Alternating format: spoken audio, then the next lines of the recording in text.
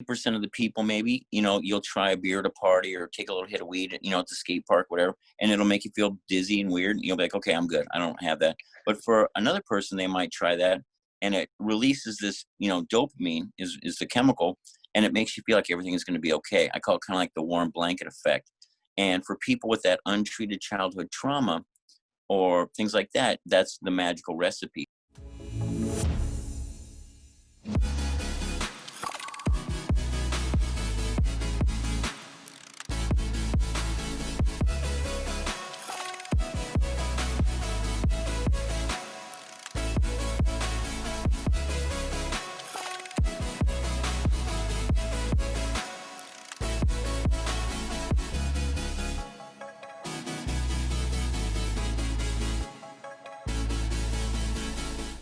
Hey everybody, welcome back to another episode of In Your Mind with your host, me, Paul Trudell Payne. And I want everyone to help me welcome our next guest, Chris Stewart. Chris, how are you? I'm doing amazing, Paul. Thanks for asking. Thanks again for having me on the show. This is a big honor for me, and I'm really excited to fire it up with you today. Yeah, no, I'm honored. I'm excited you're here. You got so much going on. I have tweaked my little set, if you will, like over this past, I want to say 4 weeks. And it was actually a suggestion from a guest, which I love. I let you guys now tell me first, just do a rundown of what you do, because I say it in a sentence and it doesn't even come close to encapsulating all the amazing things you do. So give us an idea of what's going on with Chris. Okay. Well, first off, I am known as the world's #1 hope dealer. That's kind of like my monitor, and that's, my Instagram tag and things like that. But what I really do is my vision that I came up with years ago was working with Jack Canfield in a leadership course. And I came up with my kind of mission statement, or my vision was to change the way that the world views addicts, and then the way that addicts view recovery, right? And through that, I have now, I do so many things, but I'm a motivational public speaker. So I travel around the country and I speak to high schools and civic groups, things like that. I'm an author. So I wrote a book called Paris Punk Rock and Pastry. I am the youth services director for the Del Mar Rotary Club. And through that, I get to teach leadership classes in San Diego public high schools. And then also we have 2 camps, leadership camps, that we do every year. I'm a certified drug and alcohol counselor, so I work with different treatment programs around the country, but mostly based here in San Diego. And then I also have a podcast that I do called One Amazing Life, where I work with the faith-based youth organizations here in Southern California as well. So, and yes, before you ask, I do sleep, and it's from 11:45 at night till 6:30 in the morning 6 days a week. That's it. Other than that, I'm on the go. That literally, no joke, was literally going to be like, when do you sleep? Like, that's insane. Wow. And you get to still go to bed at 11? Man. Yeah. Man. I envy you. That's amazing. Yeah. And before you ask again, no, I am not married, obviously. that helps. I will say that will help. Yeah. Yeah, that's the good and the bad. You know what I mean? I'm like, they're like, I should date somebody. And then I'm like, well, how's 2 weeks on Saturday from 2:15 to say 3:05? Are you free? You know what I mean? It doesn't really go over that well in the dating world. Oh my gosh. Okay. Well, now's the time for the big, it used to be our first question, which I switched up, but so question number 2, this is the one I use for everybody. I love starting from the beginning. So I would love to know, and everyone else wants to know, tell us a little bit about you as a child. Yeah, absolutely. My story kind of starts when I was about 7 years old. And I was over at my neighbor's house, and we were playing, Army Men or something like that. And everybody else had left and gone somewhere or whatever. And he was like, hey, why don't we go into my older brother Gary's room, right? And Gary at the time was 16, and he was like, what I call the CBA, certified badass, you know what I mean? Kind of like 16, had the mustache, smoked cigarettes, like a guy he didn't want. And I was like, I don't know if we should. And he was like, oh, come on, it's cool in there, man. So I remember, we kind of crept down the hall, and we opened the door, and instantly we were met by a red light or a black light, some kind of, mystical thing. And I remember just looking on the wall and seeing pictures of what now I know were like Playboy bunnies and like Kiss the Rock band things. And I remember just being in awe and looking at him. and going, you know what, whatever it takes, I'm going to get a room like this. You know, like that was my true statement. I remember it. And the problem with that, Paul, is that when I went back home that night for dinner, when I crossed into my house, we also had a sign above the door. But in my house, it said, in this house, we serve the Lord. And I knew that what I had seen that day and what I wanted to become in life, and also where I lived and my situation for that were probably as far away from, Phoenix, Arizona and the North Pole as you could probably pretty much get, you know? And that kind of started my journey in life, you know what I mean? And it was interesting because my dad had been a banker and, was pretty successful in that. And, and he'd had some challenges in his life. And, one day he just came home and announced that, we were going to become missionaries and that he was going to quit his job at the bank and go to Bible school and things like that. And after that, things kind of really changed for me, and we went from, middle class, average middle class to like really lower income.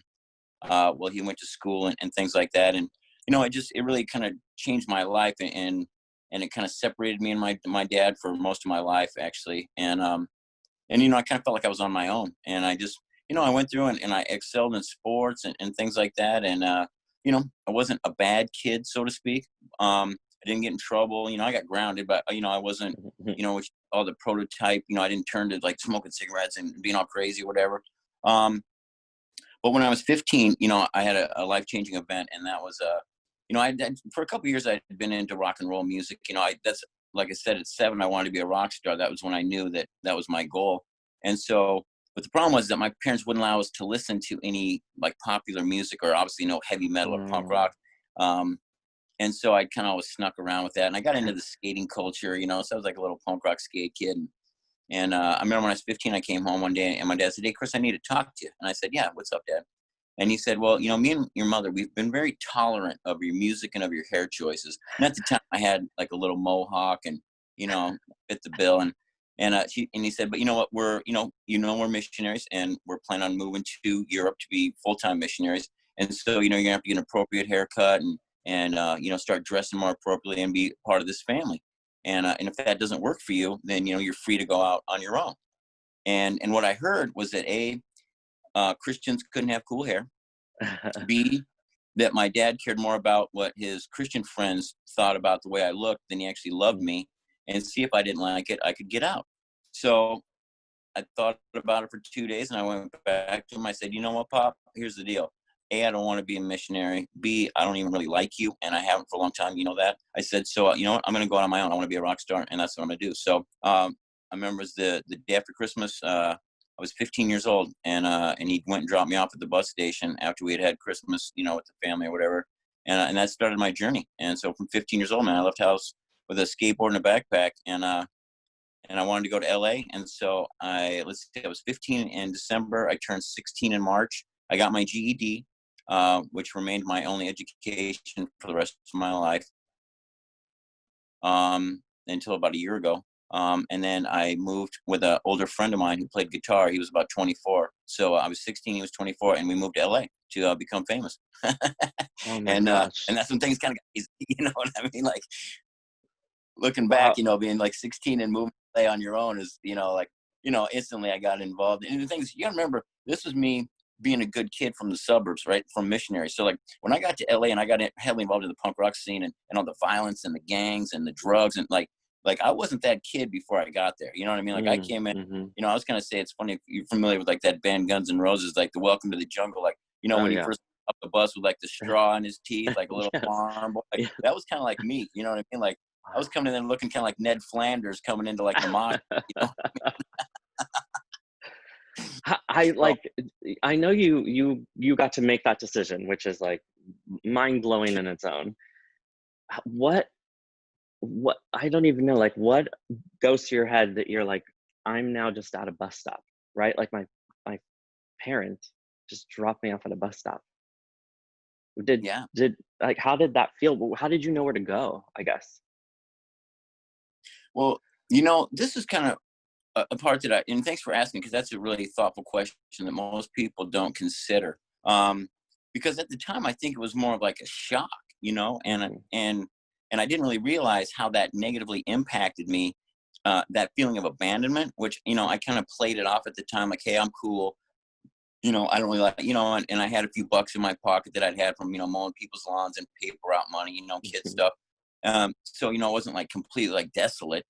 Um, but you know, what was interesting is that for everything that people kind of think about the punk rock scene, or kids that are like that, the ones you kind of maybe see at the mall with, you know, the colored hair and the things like that. Like, I knew right where to go. Like, I took that bus into downtown Portland, and I met up with my other friends who were kind of like, and the thing is, these kids were all kind of runaways, or, you know, they had been abused at home and things like Mm, that. And there was like our little community of youth, street youth, basically. yeah. And they were my family, you know, and for whatever it's worth, like, those kids, regardless, like, those weren't Christian kids, right? Like, my church, like, nobody reached out to me from church.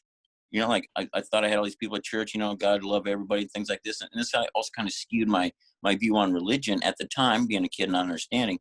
And you know, I was like, wow, this is so crazy. You know, like, you hear all these people tell you your whole life, oh, these are the people that'll take care of you, this and that. And really, the people that ended up taking care of me were the kids that were already addicted to drugs, the kids that had been kicked out of their homes, or because, you know, they'd been sexually abused or physically abused, and they had nowhere else to go. And as soon as I got down there, they welcomed me with open arms. They're like, hey, don't worry about it. We got you. You can stay. You know, we stay in these bushes over here. We stay in this tent, or you can sleep at, you know, some of them had, you know, parents that would allow some of us to stay overnight, you know, and you know, we're kind of cool about that.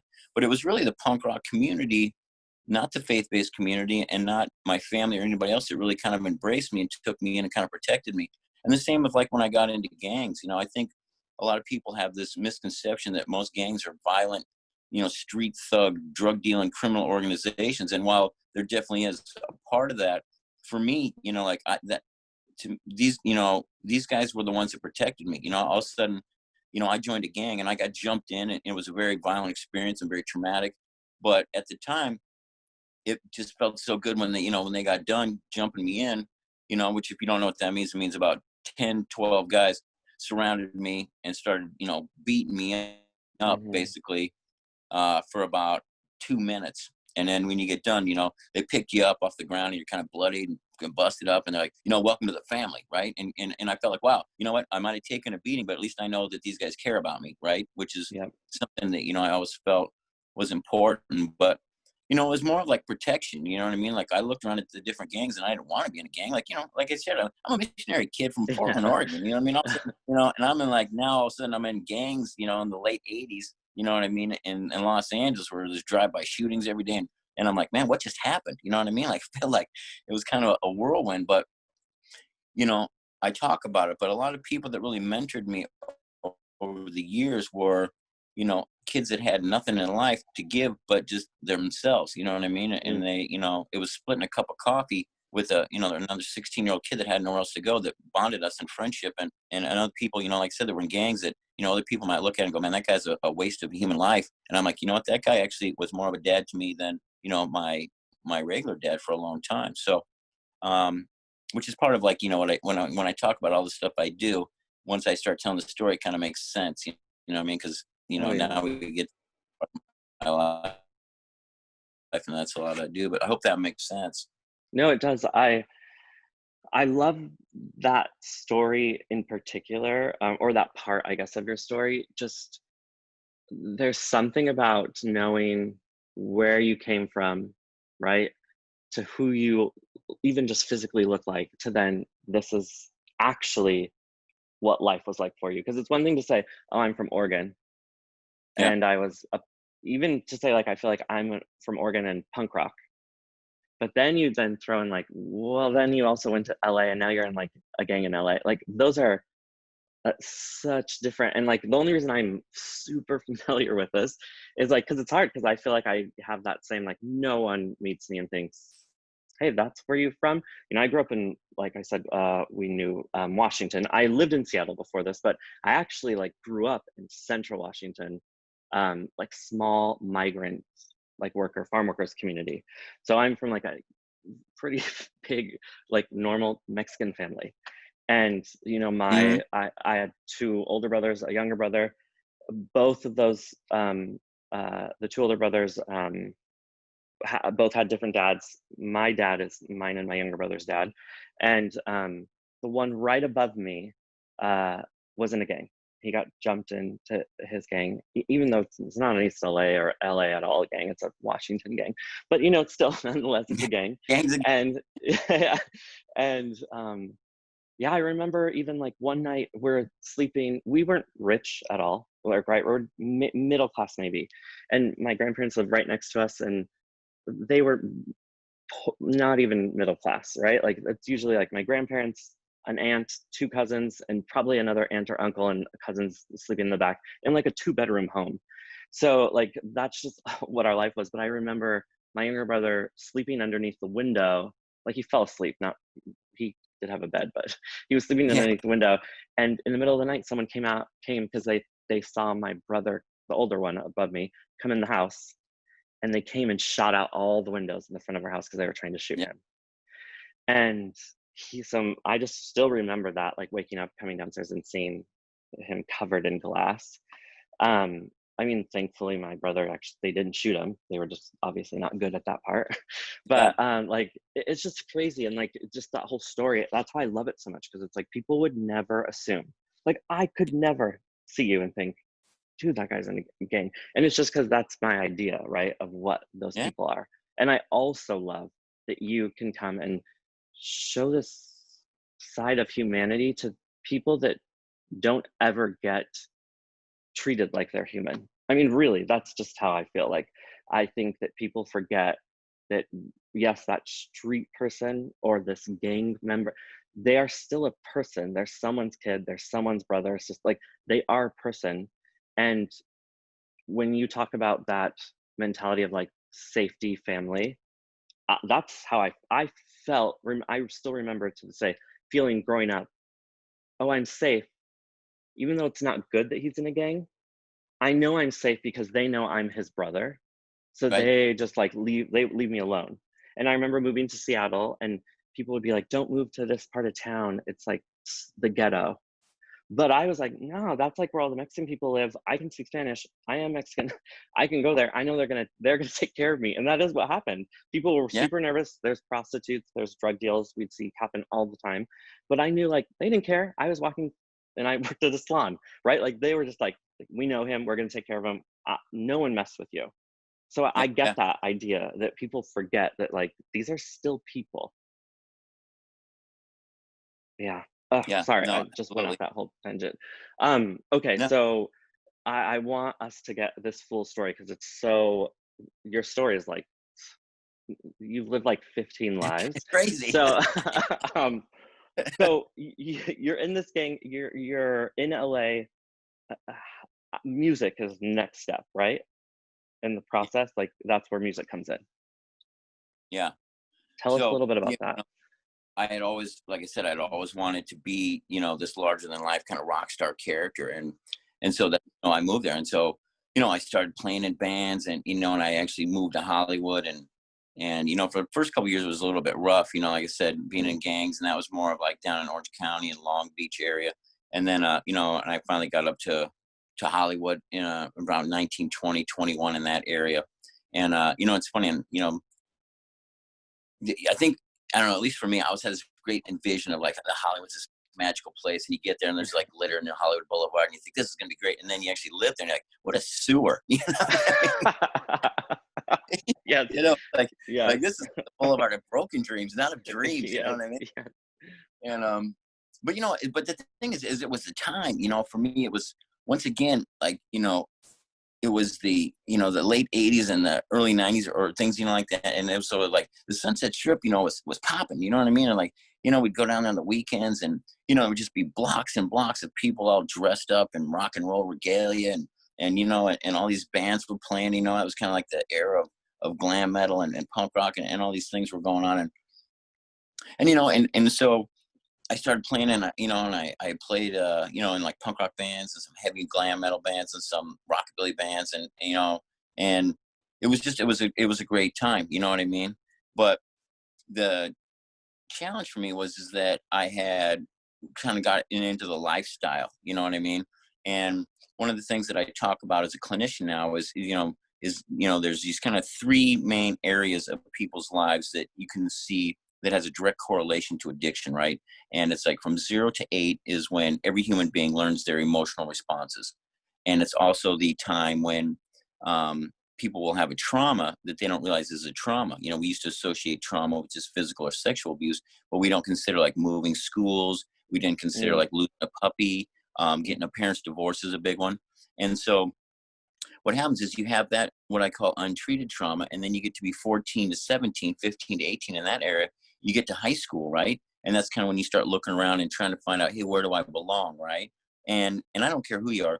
Everybody experiments with something between the ages of 15 to 18, whether or not it's alcohol, drugs, sex, you know, something, you know, because it's just part of becoming a human being, or not a human being, of an adult.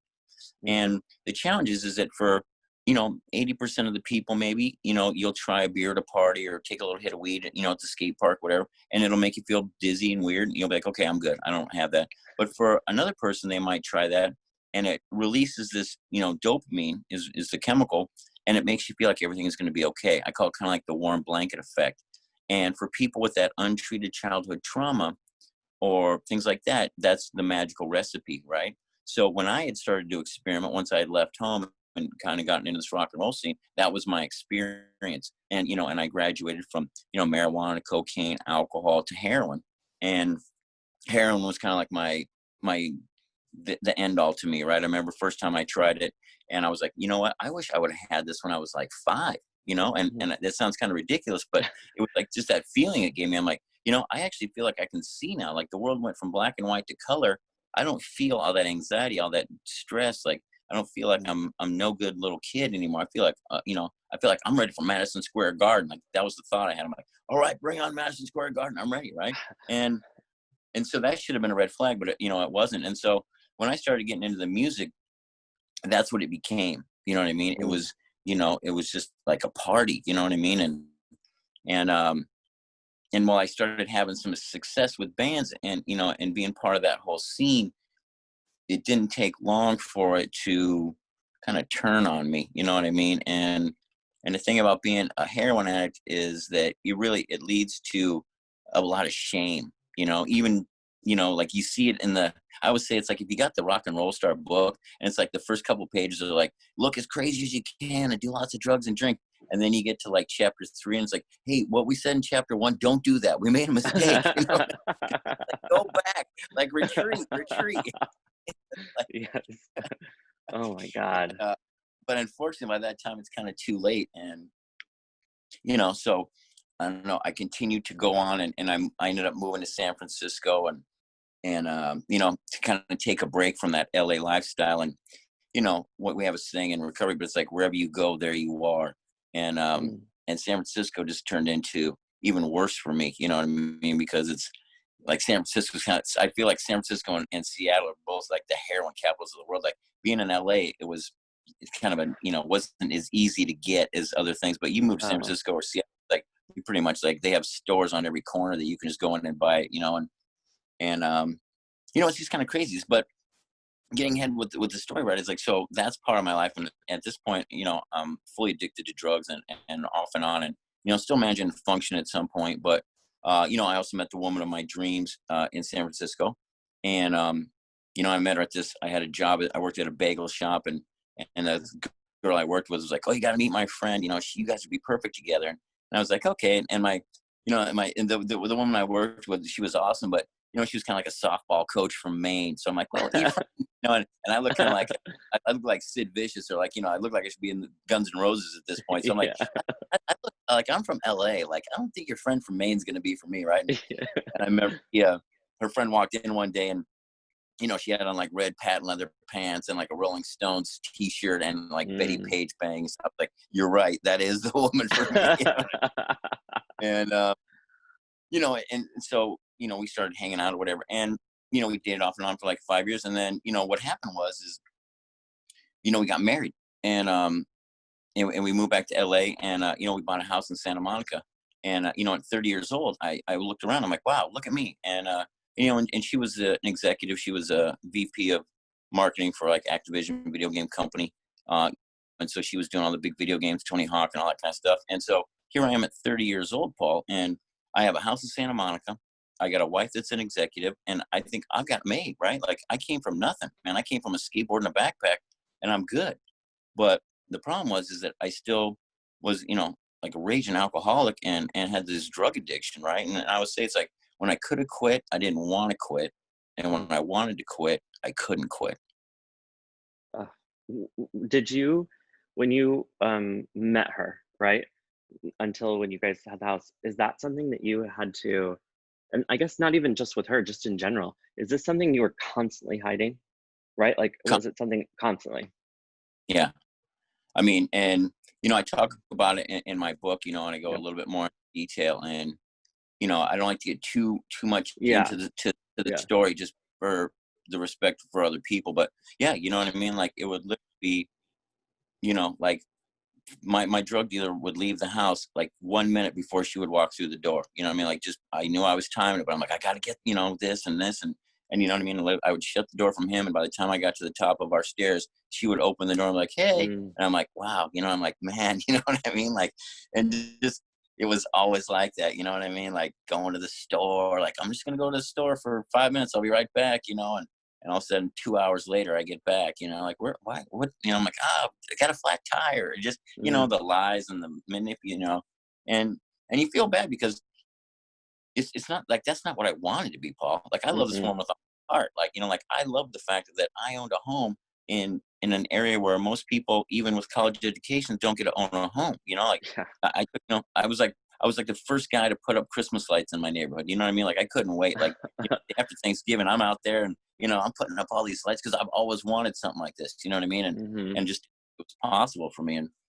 And so that was definitely a hard part of it. But this is where the story really turns. And Hmm. what happened is less than a year after we were married, and I couldn't quit, and she caught me one too many times, and we were talking about, like you talked about, you sold your house on your birthday. Well, on my birthday, she caught me doing drugs in the garage, and she kicked me out for good. And I thought it was temporary, but it was for good. That was the last Hmm. time, and the locks got changed. And within 3 weeks of getting kicked out of that house, I didn't have a job at the time. I didn't have anything going on. And then I actually, I mean, this is the sad or ironic part of the story, but I ended up right back on Hollywood Boulevard, right where I had been at 16 years old. So at like 31 years old, I literally stayed in the same abandoned warehouse. It was still abandoned over off like Hollywood and Yucca.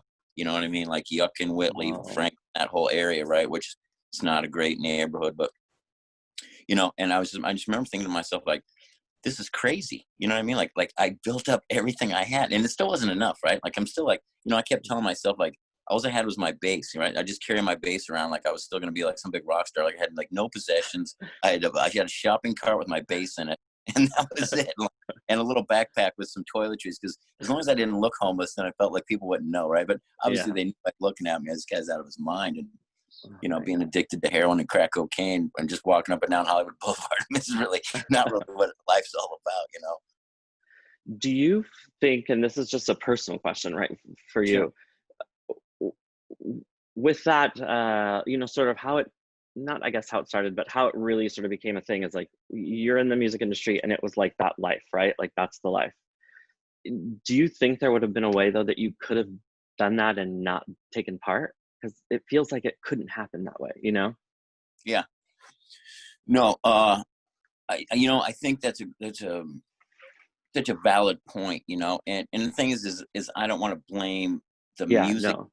Hmm. right? Because I don't think that's the message. And if there's any kids that listen to this podcast or parents that have kids that are Yeah, musicians, yes. I don't want them to think that, oh, I don't want my kid to become a musician because of that. It's definitely part, I would say it's just as much part of the music industry as it is of the restaurant industry, right? Of it Yeah, is of high finance. You know what I mean? I now for as a sure. life coach, things like I work with guys that have 10, 20, $30 million companies, and the people that work for them do more cocaine than me and my buddies ever even thought about doing. You know what I Oh my mean? God. I So, can tell you from personal experience. yeah, Public school, I nothing.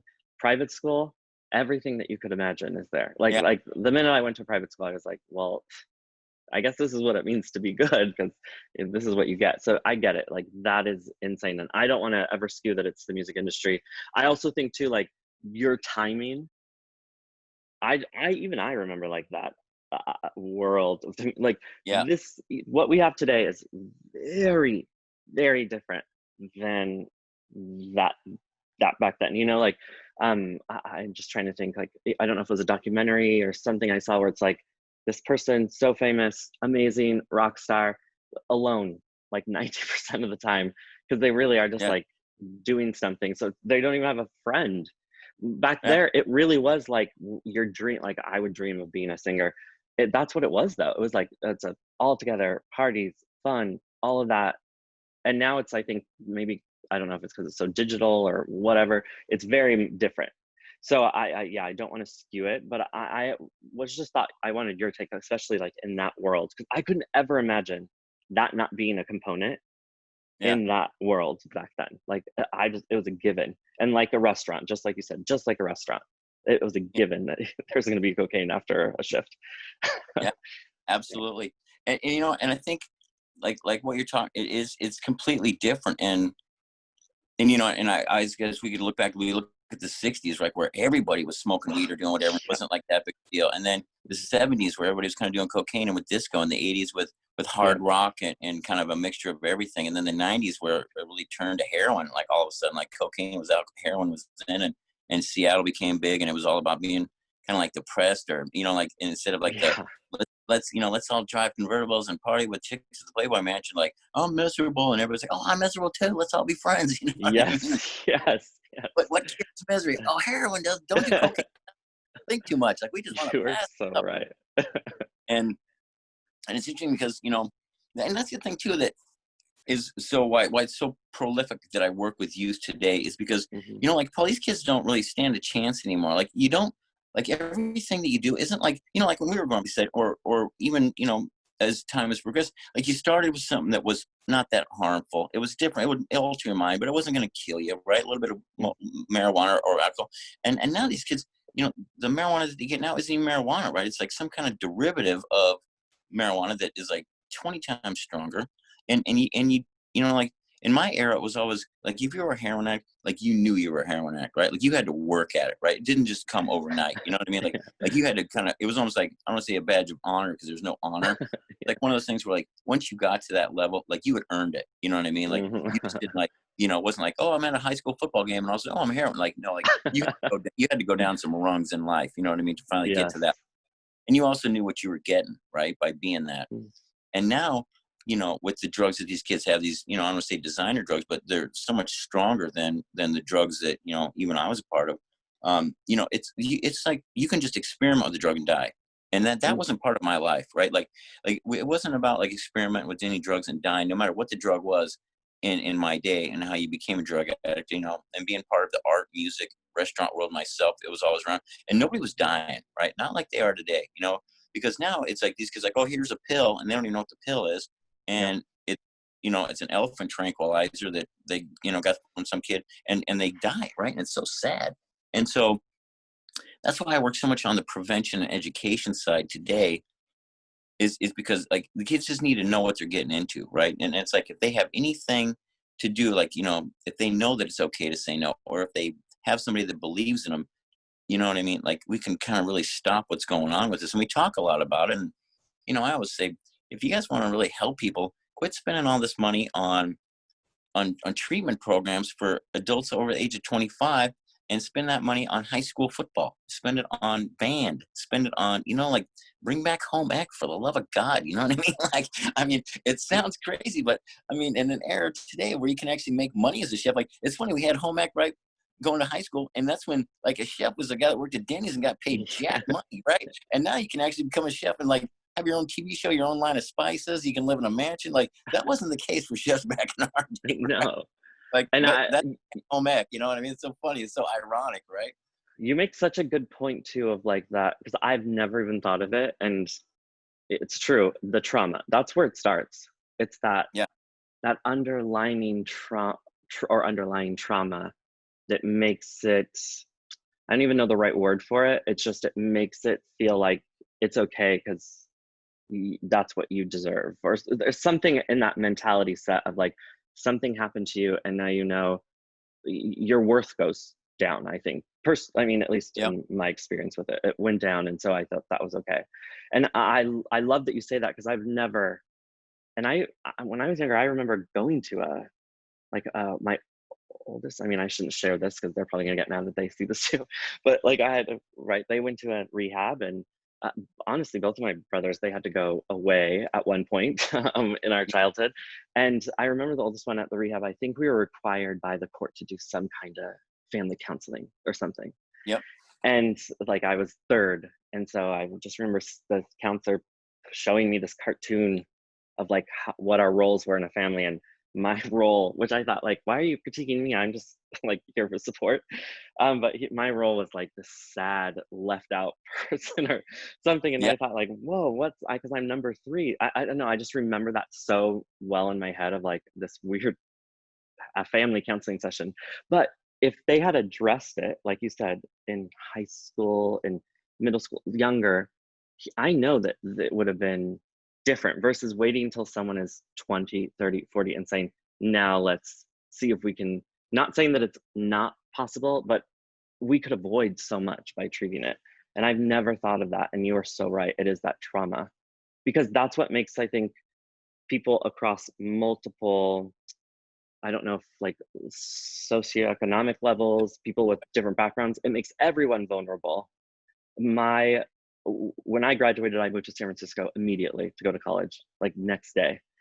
And Okay. I had never, even though I grew up the way that I grew up, I was very like in my head. I mean, I also was like, I'm gay, but I didn't want people to know.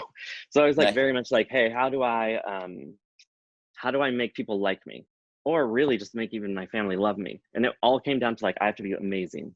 So it was like, can I be amazing at everything that I do? And that then translated to, oh, well, now I can be gay. I'm in San Francisco. How do I make these people like me? Or Yeah. write these, how do I get love? It's because you have to do stuff. I don't deserve it. You have to do it.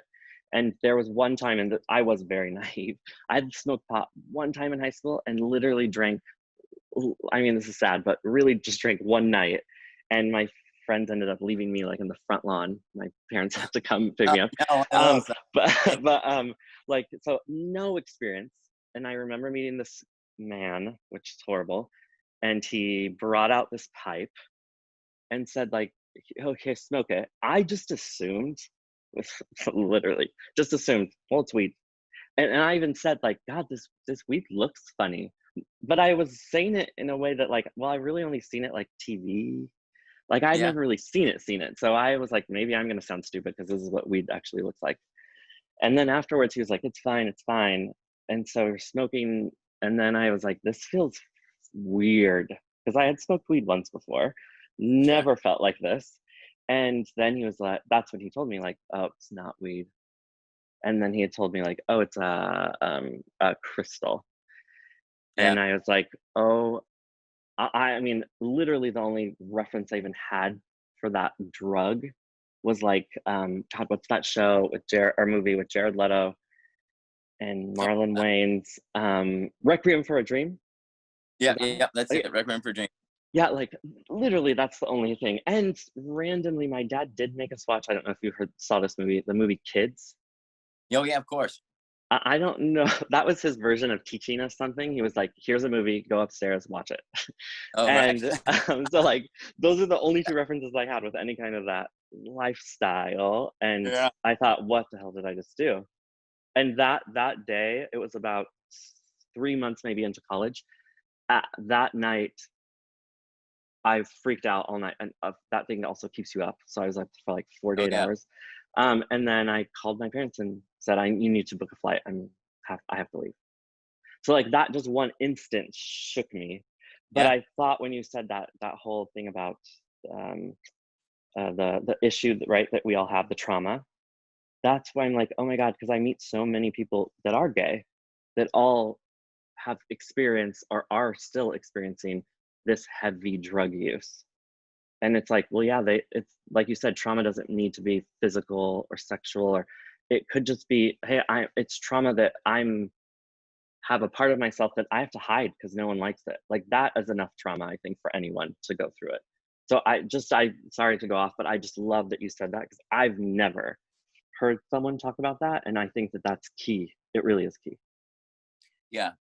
Thank you, because I've been working this for a long time, and and I got that from part of this was from a guy named Dr. Gabor Mate, and he was a doctor on Skid Row in Oh, Vancouver, wow. British, for about 20 years, and he had talked a little bit about this, right? And I adapted a little bit of that from my own clinical knowledge, and I was like, well, yeah, I think he might be onto it. And I started looking at the history of most people with addiction issues, Mm, and it all comes back from that. In fact, when I meet with clients, regardless of what age they are, anything, the two questions I ask them are like, tell me what happened between 0 to 8 years old, and what's your relationship like with your father.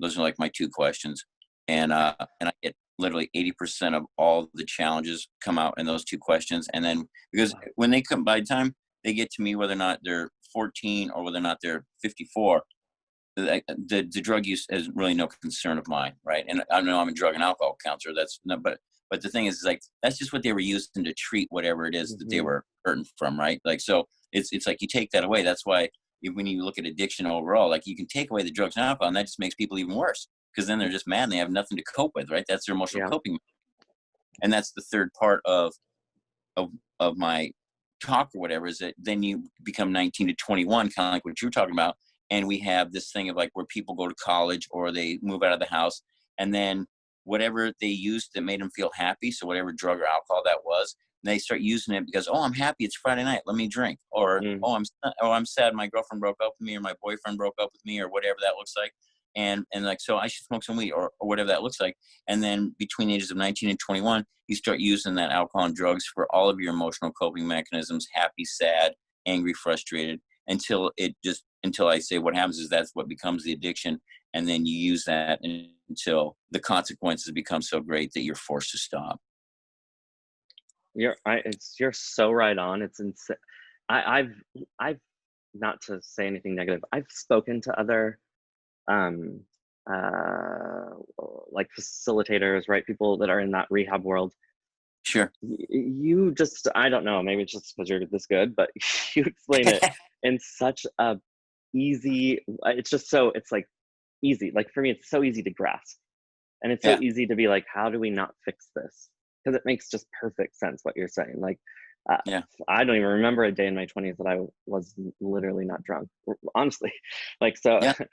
it's a Yeah. crazy time. But I don't want to, because I know I want to not run out of time with you. And I don't want to get past or miss any part of your story, because I really do want to hear, like, uh, we left off with, like, you are back exactly where you started. Yeah. How then, I'm assuming rehab came into play. No, that's what's interesting, is that, because, yeah, I really want to get to this because we haven't got to the good stuff yet, right? I Like, know. but this is kind of the cool part, though, when we're not just talking about a story like that. It's also, I'm able today to bring in a clinician's perspective, because I mean, that's my whole thing. Like, if anybody gets anything from any of the talks that I do and why I travel around the country, is that I want to be relatable. That's it. Just Mm, relatable and digestible. Those are like my two main words, because it's so important. Because I would get so frustrated trying to figure out what was wrong with me, listening to doctors that had these big degrees about what was supposed to be wrong with me. Like, that guy don't know what the heck he's talking about, right? yeah. And I might meet a homeless guy and he's telling me his whole life story. I'm like, dude, I feel just like you. Yeah. But I'm like, but he's homeless. So that guy can't help me. You know what I mean? So I was stuck. Yeah. I was stuck in this, like, dilemma, right? I'm in a dilemma of, like, the guy that knows what he's talking about doesn't know who I am, and the guy that knows me doesn't know what he's talking about. You know? Yeah. It's like this guy, I try and be like the mix of both worlds. But what ended up happening is that, so, obviously I got divorced, and that was traumatizing, and I spent about a year living in the bushes off Hollywood Boulevard. You know what I mean? That was that guy. And um and it was tough, and I was so delusional. I kept thinking to myself, like, you know I this is going to be great material for me to write my next album with, right? Like, just not even realize, like, I'm sleeping in the bushes, bro. And I'm so like, okay, this is just a tough time. Like, any minute I'm gonna get the call, right? I have no phone, that from like Sony Records, and they're like, hey, we saw you walking down Hollywood Boulevard. You know what, man? Forget all those people that wronged you. We're gonna make it right. Like, we're gonna, like, just Man. delusional, right? Mhm. And so what ended up happening is, I after about a year, I reached out to my sister, and through an email, because I had no phone, I had no possessions, I had nothing, and at the Hollywood Public Library at like 6 a.m. Um, and said, hey, I need some help. And my sister's a lawyer, right? Like we're complete parallel opposites. No addiction on her side, no alcoholism, nothing. Lawyer, great family, 3 kids, you know, everything. And my sister's my hero. I just love her to death. But you know, she said, yeah, you can come out and live with me. And these are the rules, right? She sent me like this 3-page document I had to sign and send back to her before she'd send me a plane ticket. You know? Whoa, all Like, right, I'm all dying right. over here. I'm on the streets. And she's like, okay, well, sign these pages, get them back to me. But, you know, and here's the crazy part about addiction. It's like whenever I'm not in the addiction, I flourish, right? So I moved back out to the East Coast, or actually not back out. I moved out to the East Coast. I'd never been out there. And you know, and I got clean and sober and ended up becoming a firefighter. And once that happened, I told myself, well, you know what? Firefighters obviously can't be drug and alcohol people. So, because we're, you know, heroes. So I told myself, you know what? It was because I was in rock and roll. It was because of my ex-wife. It was, you know, all these things. So, you know what? I'm just going to drink. I'll be fine. Just don't do any heroin. Don't do any cocaine. Just drink, right? And, you know, of course, I started drinking. And you know, next thing you know, things started coming back in. And one night I got into a traffic altercation with an off-duty police officer. It was a hit and run DUI. And it was my fault. And you know, and it was just one of those things of like where, you know, I was in Washington, D.C. and I got booked in FBI jail, right? I'm sitting there in FBI jail going like, what have I just done to myself, bro? You know what I mean? Yeah. Like, wow, like I was on my way home. Like, you know what I mean? Like, how did I not see that guy in the crosswalk? Like, you know, and this is kind of like where my whole spirituality comes back in it and where God kind of comes back in this, because, you know, it ended up that police officer was a friend of a guy that I had known in AA who was trying to help me get sober. And they ended up meeting up. He was a firefighter as well. And that cop dropped the charges because that guy stood up for me and said, hey, Chris is a great guy. He just has a drug and alcohol problem. And like, if you put him in prison for 10 years, you're not helping anybody. And I got very lucky that he wasn't hurt. You know what I mean? Like maybe a few bangs and bruises, but that, you know, he wasn't that. There was no hospitalization, nothing. And I came out of that, and you'd think I'd want to quit, right? But on the way home from jail that morning, I stopped at 7-Eleven, bought a case of beer, right? Because I was stressed out, you know, and it continued like that until I moved back to Las Vegas, or not back, but I moved to Las Vegas on my way back to California. And because I had a job lined up in Vegas, I thought, oh, I'll just stay there for a year. And I was engaged again. And, you know, why would somebody like me move to Las Vegas? Like, just even hearing the story, I can see you wincing already. You're like, why is this guy moving to Las Vegas, right? And I'm like, I have no idea, right? Like, that's just justifying. And after 2 years, you know, that fiance left, and you know, and I was laying in my bed literally at 39 years old, and incapacitated from drugs or alcohol. Like, just like I couldn't get out of bed. I would call people, they would deliver drugs or alcohol until I was like running out of money. You know, I could barely. My morning routine, Paul, not to be graphic, but just so people understand, is that, you know, I would wake up, I would take a shot of vodka. I had like one of those like Home Depot paint buckets next to my bed. I'd take a shot of vodka, throw it up, take another shot, throw that one up. Usually the third one would stay down, hopefully, if not the fourth. I would snort half of an 80 milligram Oxycontin. I'd smoke a little bit off of a weed pipe that I already had preloaded. And then I would lay in the fetal position in my bed for about 5 minutes and 27 seconds to 5 minutes and 32 seconds, which was the exact amount of time it took for all that stuff to kick in. So I would feel okay, so I could pull the covers off and get out of bed and start the whole day over. And that's just what my life looked like, right? And it just kept going like that.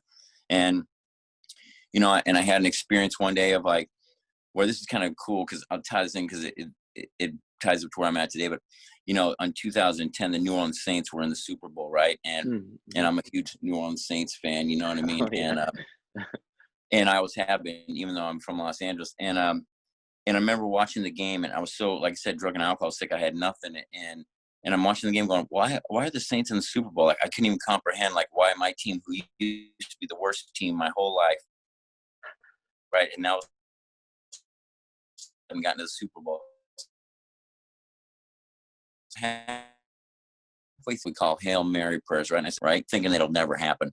And all of a sudden, like 20 minutes later, the Saints had somehow won the Super Bowl, and I was terrified. I'm like, oh no. Like, I mean, there might be a God after all. I'm like, because how else would the Saints win the Super Bowl? I just didn't see how, I couldn't picture how they could be good enough to win. You know, like for 25 years, I've been a fan and they'd stunk, you know?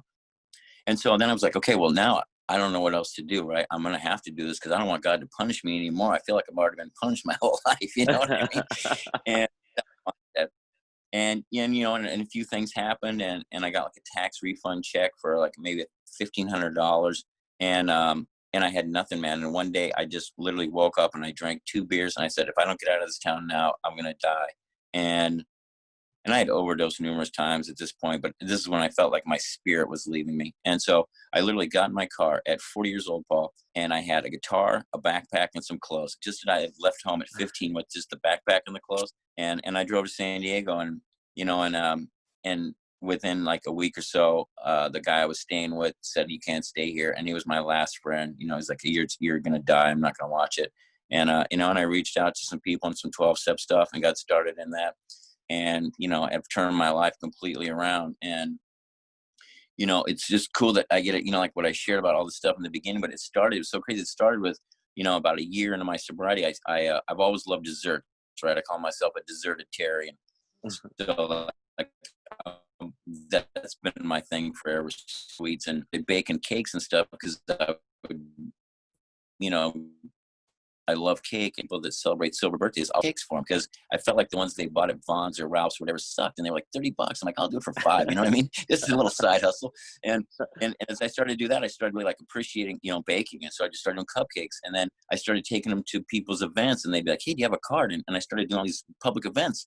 And then people started to want me to share my story in school. So I started doing that. And then I turned it was called Buns and Roses Baking Company, right? And a combination of my rock and roll and my baking, and I turned that into this program for at-risk youth to learn a skill, right? So I would teach them how to do baking and restaurant stuff.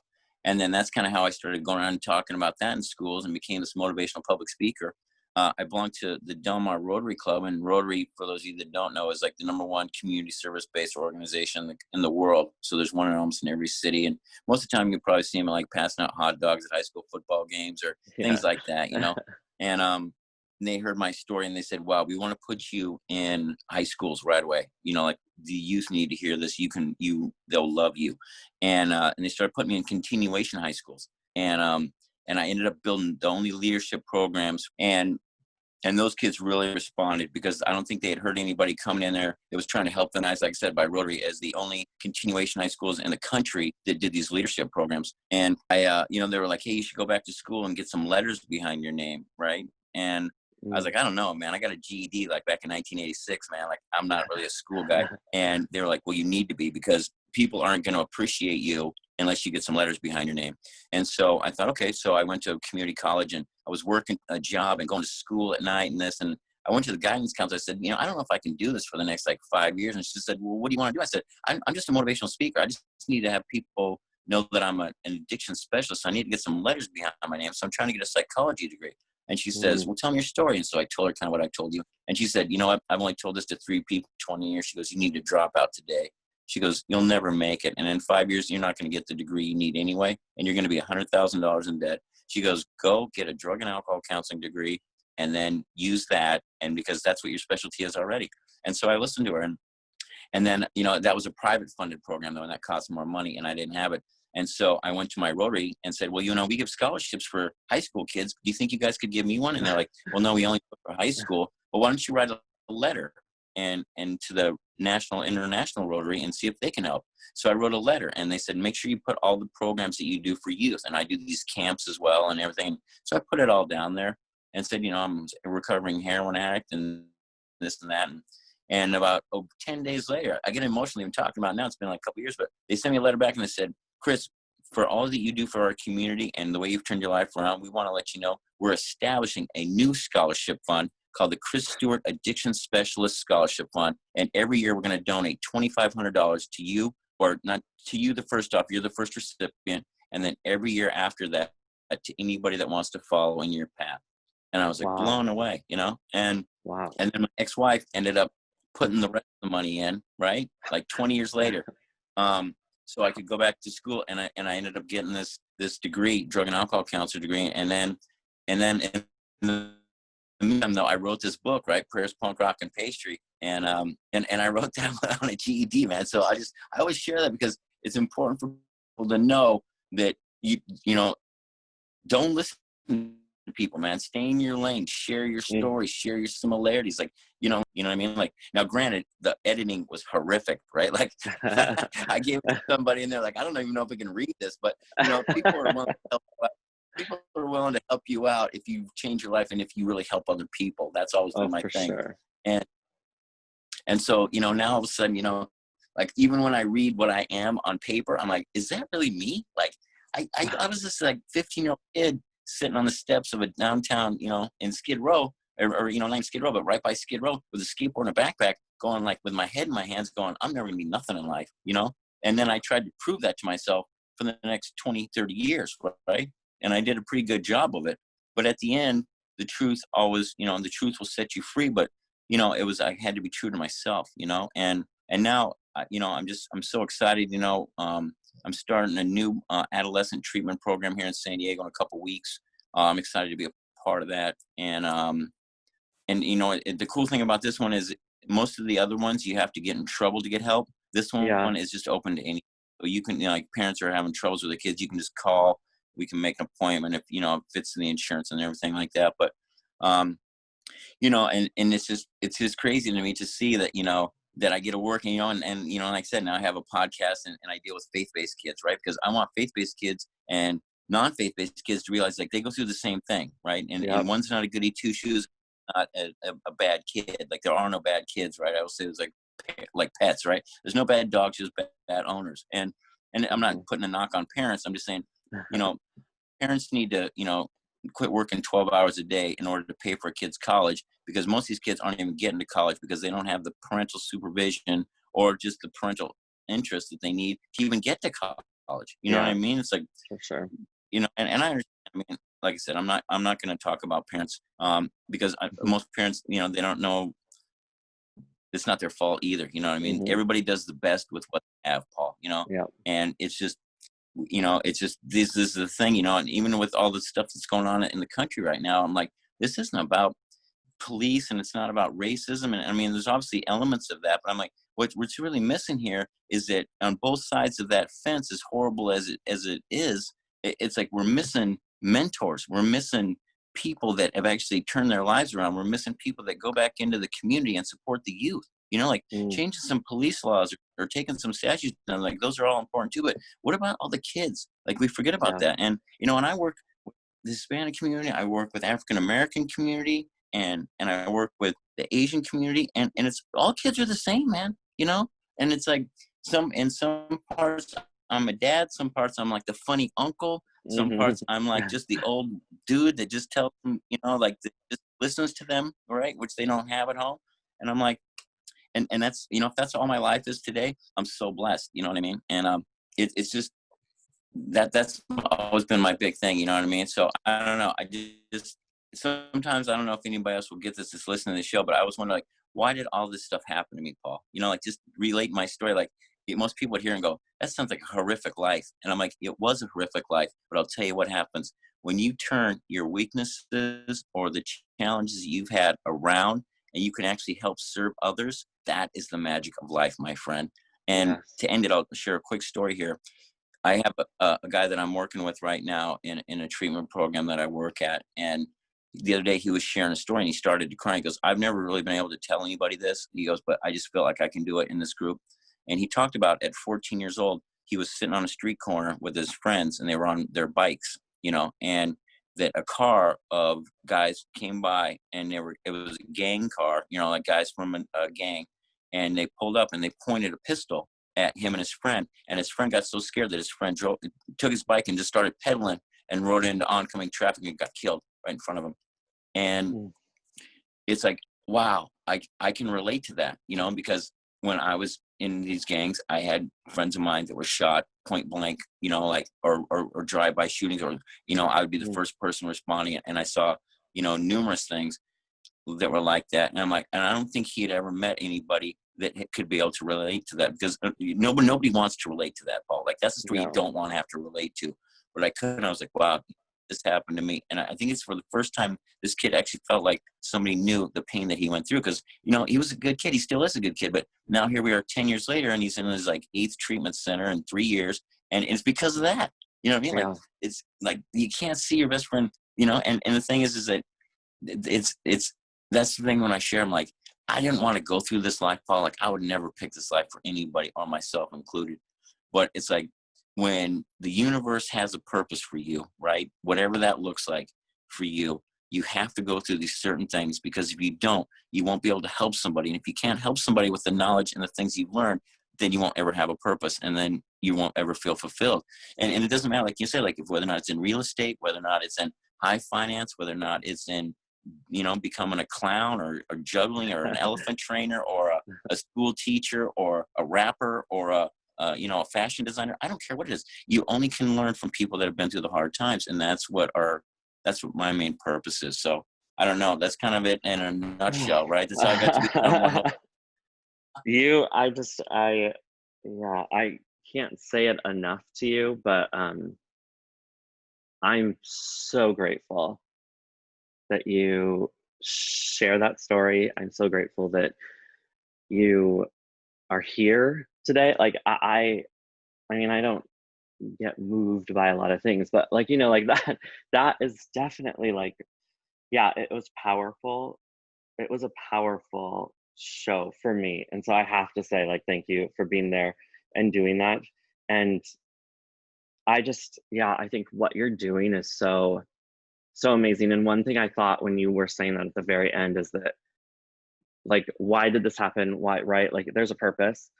Sure. I also think, like, it could only happen to you. Like, you were the person that had the strength to let that happen. You know what I mean? Like, Yeah. It's a realization even I personally been going through, just like nothing like you, right? Like other stuff. But like, I do think, like, we are all sort of blessed in some way that there are people strong enough to be able to go through that and to make it and to turn something around, and then to come back and say, I now will give back to others that went through that. That is a just like a teacher, that is a person that needs to be really honored and paid way more than they all do, because it's the thing that really, I think, impacts our society in amazing ways. So I can't be thankful enough for you being here and for sharing that, because it's amazing. We will stay in touch, because I have to somehow get involved or be part, because like, it's amazing the stuff that you're doing. And before we head out, please tell everyone how they can get in touch with you, follow you, everything. Yeah, absolutely. Probably the easiest way is if you go to Instagram. My Instagram account is Chris Stewart, Stewart, but I'm also known as, like I said, the number one hope dealer. It's just the number one hope dealer, one word. You can get a hold of me on Facebook as well, Chris Stewart / Rock an Amazing Life. That's ROCKANAMAZING LIFE. Right? Just so everybody knows. I have a book, like I said, on Amazon called Prayers, Punk Rock, and Pastry. And you can email me at also rockanaমাzinglife@gmail.com. Any of those things.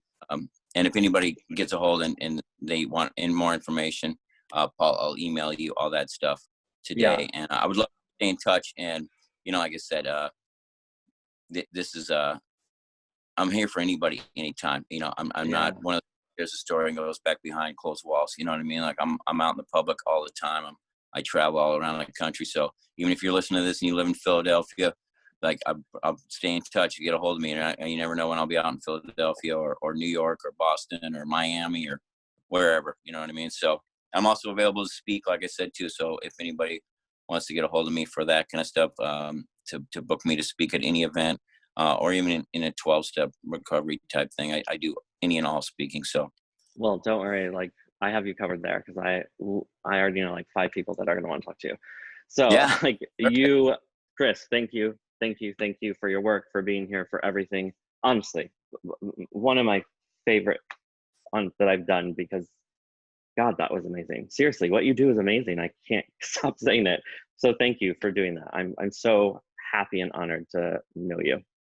Yeah, Paul, thank you so much, and thanks for doing the show and all the stuff that you do as well. And literally, I mean, this is a blessing to me. So thanks for opening up this vessel to let me share the story and for all you do. And we'll definitely stay in touch, like I said. So consider For that my sure. life friends forever. You know what I mean? Awesome. Thank you right there. There we go. All All right. right, Well, cool. Chris, we will see you, and everybody, we will see you guys next week.